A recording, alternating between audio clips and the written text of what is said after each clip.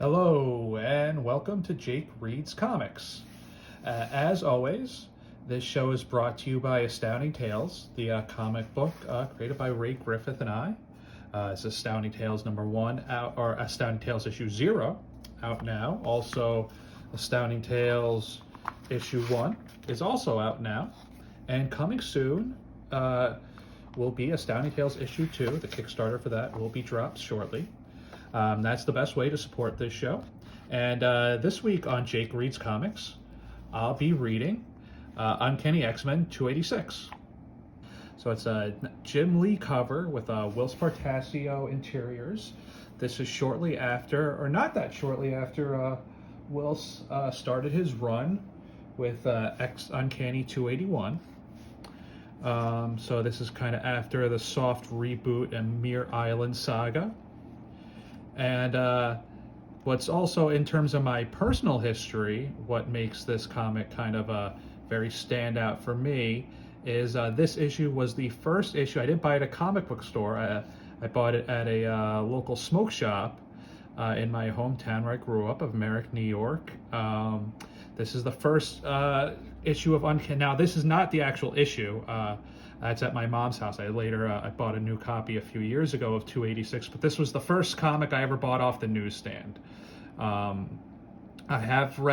did read comics before this, like Calvin and Hobbes and stuff like this, and stuff like that. And my first exposure to X-Men were reprints of Giant Size X-Men number 1, and then X-Men number 1, the Stan and Jack original. Not an original copy, but a reprint of that comic. But this was the first, in terms of monthly off-the-rack Uncanny X-Men issues, this was my first issue. This really kind of threw me in the deep end of the X-Men world and kind of shaped kind of what my vision of especially contemporary X-Men comics were. So with story and art by Jim Lee and Will Spartasio, finishes by R.T. Bear. This was a Scott Lobdell joint. So kind of trying to do his best Chris Claremont impression with mixed results, and Bob Harris on the editorial duties. Not a huge fan of kind of the direction Bob Harris takes things, but for a while they're living off that inertia of what Chris Claremont created with his many amazing art collaborators like Jim Lee. And so I think there's still some fun things in these comics. So right off the bat, we got the splash of Colossus and Jean Grey. Of course, the Jean Grey redesign done by Jim Lee, which was the Jean Grey for many years to come after that. And we have Mikhail Rasputin, who since Giant Size X-Men, we thought him deceased. But Colossus's brother is alive. We got Storm, and we find ourselves in another dimension.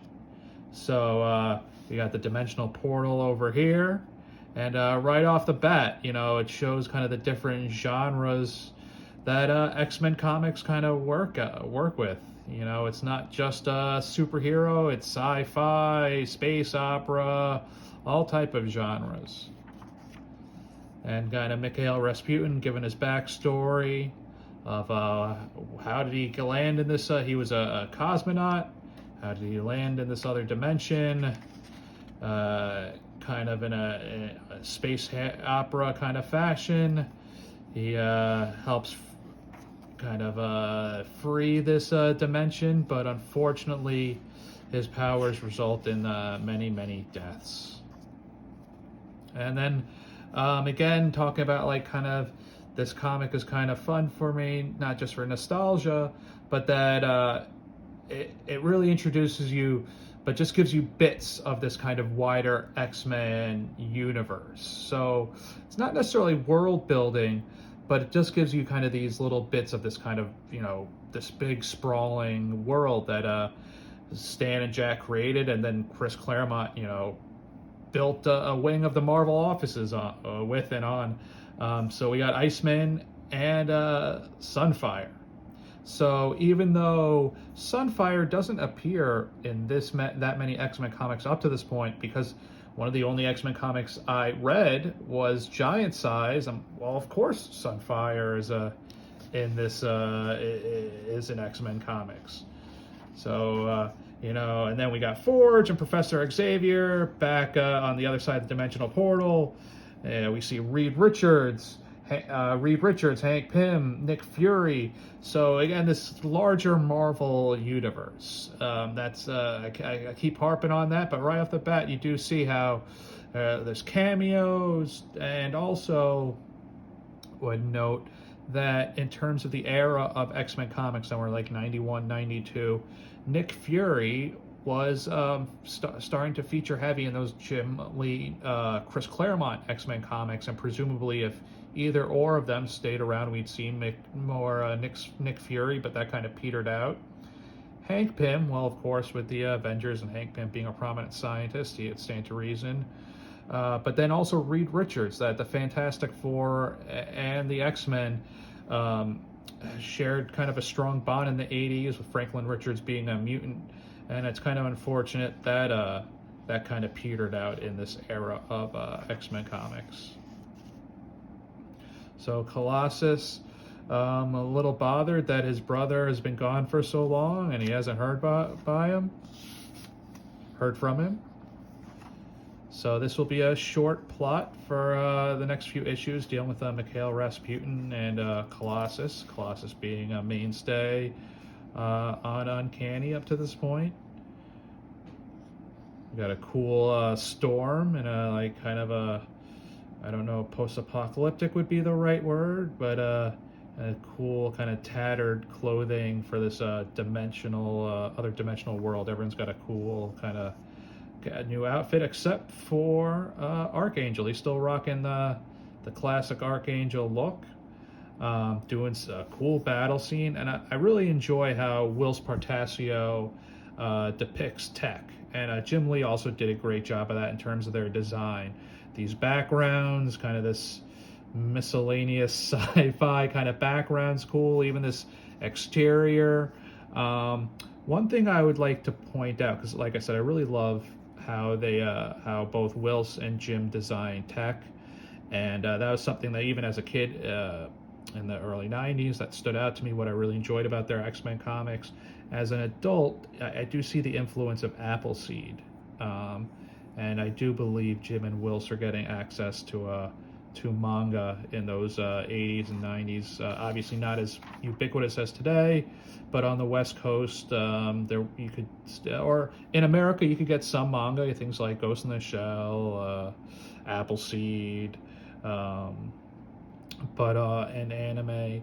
There was some limited access, but more so on the West Coast as well, besides like bookstores, comic book stores, Korean grocery stores had manga, so that kind of gave some of those West Coast guys access. Lone Wolf and Cub, another example of manga that at this time made it to the U.S. Like a John Carter Warlord of Mars vibe going on, and of course that definitely went on to influence a lot of stuff later on, like Star Wars. So we have kind of our John Carter, Flash Gordon vibe going on in this issue. Here we got Archangel romancing the princess, being her kind of champion in these gladiatorial games. Got a cool ad for its Game Boy and Nintendo Star Trek. I was definitely, at this point in time, a huge Trek fan. The Next Generation, the old school animated series, the original series, and of course the movies with the original cast. But I have to say, I'm not familiar with either the Game Boy or NES Star Trek games. I mean, obviously I had to see this commercial, or rather ad, when it was new, and was a huge Nintendo and Game Boy kid, but really don't remember these games. I remember the TNG game for Genesis, but don't remember a Star Trek game for Nintendo or Game Boy. I'm gonna track those down.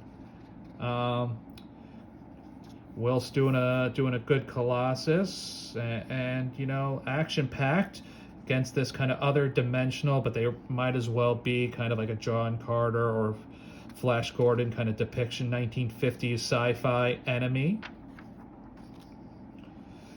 Colossus takes a shot to the chest. We got Sunfire and Iceman, so we got kind of a wide breadth of cool X-Men characters.